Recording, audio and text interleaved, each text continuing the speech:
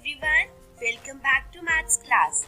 As you know, the topic application of percentage is going on. So we'll continue with the same topic. So let's see what are today's learning outcomes. Means after watching this video, students, you will be able to define cost price, selling price, profit, loss, profit percent and loss percent.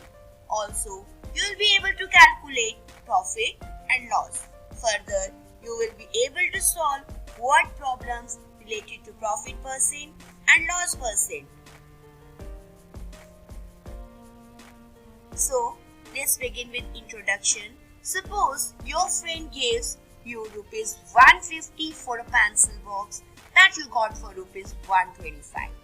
You sell it to him and then buy a pen from him for rupees 250.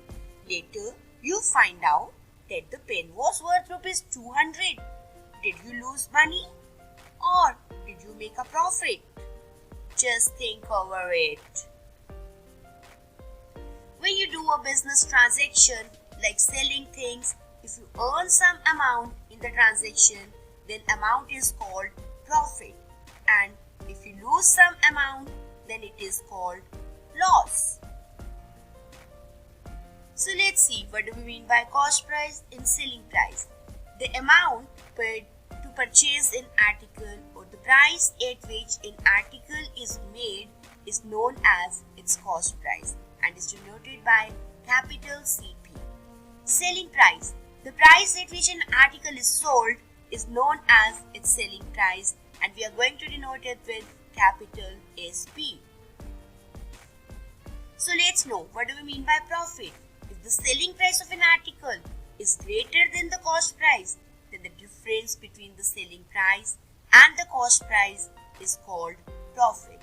Means अगर selling price cost price से ज़्यादा है तो हम कहते हैं we have profit. और profit कैसे find out करते हैं? SP minus CP. और अगर हम SP find out करना चाहते हैं, जब हमें CP और profit पता है, हम दोनों को add कर देते हैं. और अगर हम cost price find out करना चाहते हैं, तो हम SP में से profit को minus कर देते हैं. So these are the formulas. Profit percent is the profit that would be obtained for a cost price of rupees 100 as it is clear from percent. Percent we already know means out of 100. तो profit percent means जब cost price 100 rupees होगा तो क्या profit रहेगा? And here it is the formula to find out profit percent. Profit upon CP into 100. Loss. If the cost price of an article is greater than the selling price, then the difference between the cost price and selling price is called loss. देखिए, अगर CP SP से बड़ा है, then we have loss और loss कैसे find out करते हैं? CP minus SP. अगर हमें CP और loss पता है तो SP निकालने के लिए हम क्या करेंगे? CP में से loss को माइनस कर देंगे. और अगर हम CP निकालना चाहते हैं जब हमें SP और लॉस पता है तो उन दोनों को ऐड कर देंगे. Loss percent. The loss percent is the loss that will be obtained for a cost price of rupees 100. Again, percent means out of 100. So जब cost price 100 होगा तो कितना loss होगा? Here is the formula to find out loss percent. Loss upon CP into 100. So we should always remember that the additional amount spent on transportation, rent, labor charges, repairing, etc. are known as overhead expenses and overhead expenses are included in the cost price. जितने भी ऊपर के खर्चे हैं वो सब cost price में add होंगे. हमेशा याद रखिएगा ये कभी भी selling price में ऐड नहीं होंगे, cost price में ऐड होंगे. So let's begin with worksheet 2. Let's do certain questions based on these things. Here comes first question. A shopkeeper purchased a pair of shoes for rupees 800 and spent rupees 20 on its box and he sold it at a profit of rupees 80. Find these things. Let's begin.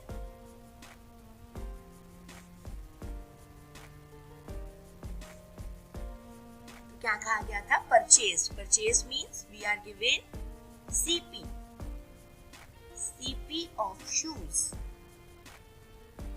कितना given है, ₹800 और he spent ₹20 on box, तो ये क्या है, overhead expenses.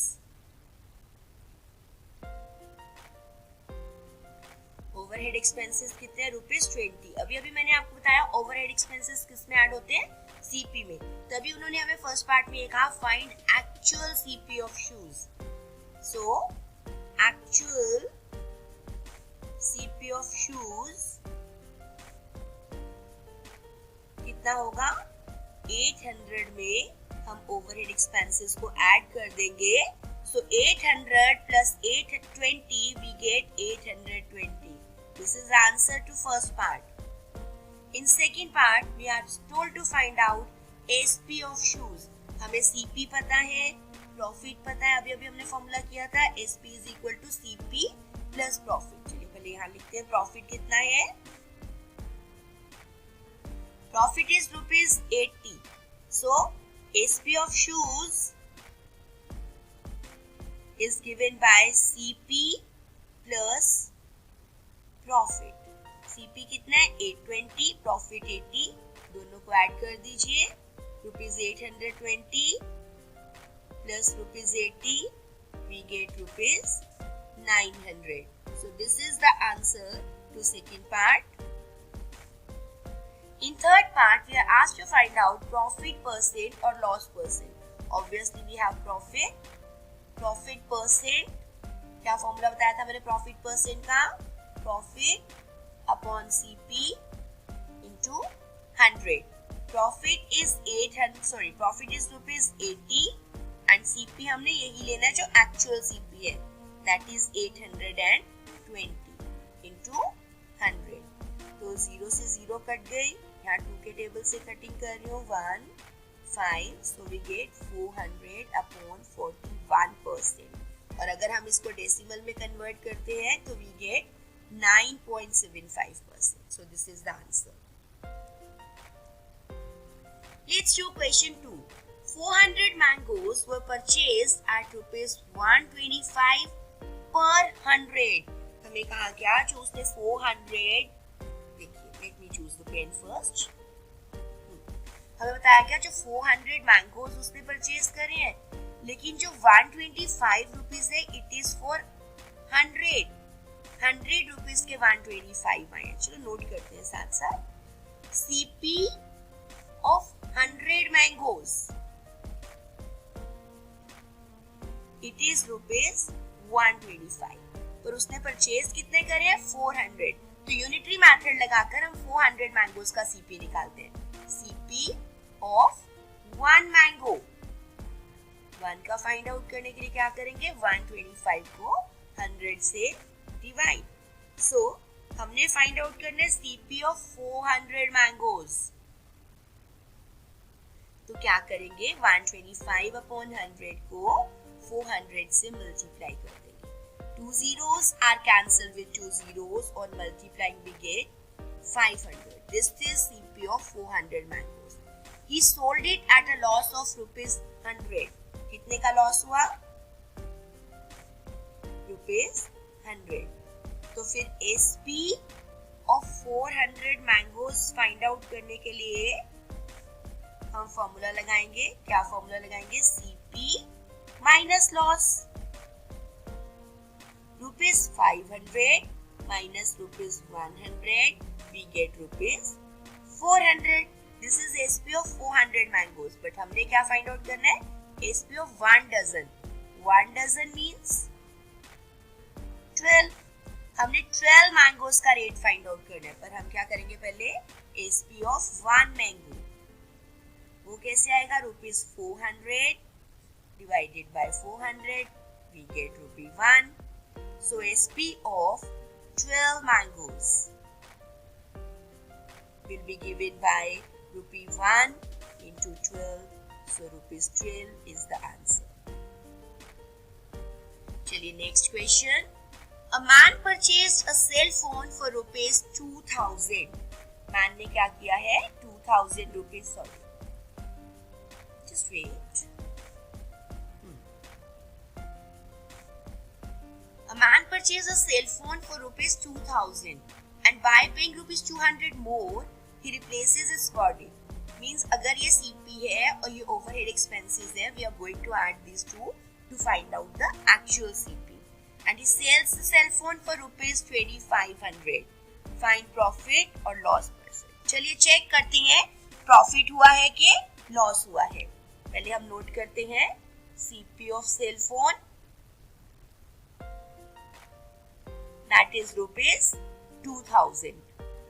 Overhead expenses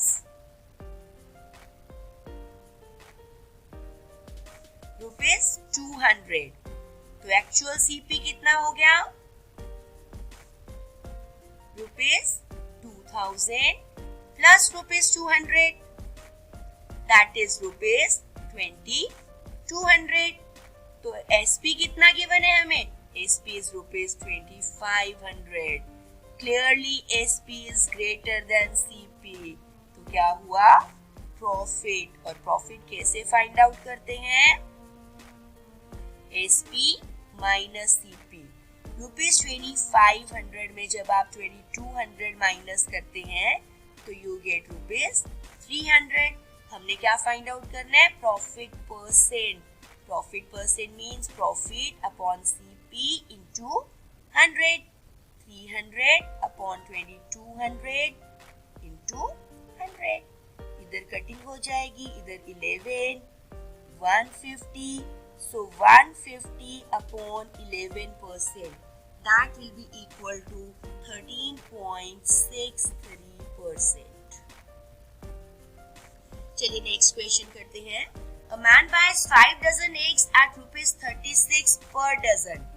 1 dozen का rate है rupees 36. CP of 1 dozen eggs is rupees 36.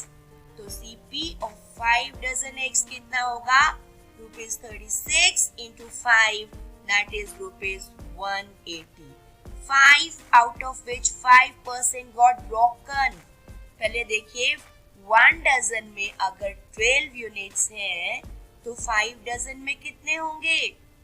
5 into 12, 60. तो number of eggs broken. कितने eggs ब्रोक हुए हैं? 5% of 60 means 5 over 100 into 60. 5 ones are 20. So 3 eggs are broken. The number of eggs left कितने हैं? 60 में से हम 3 माइनस कर देंगे 57.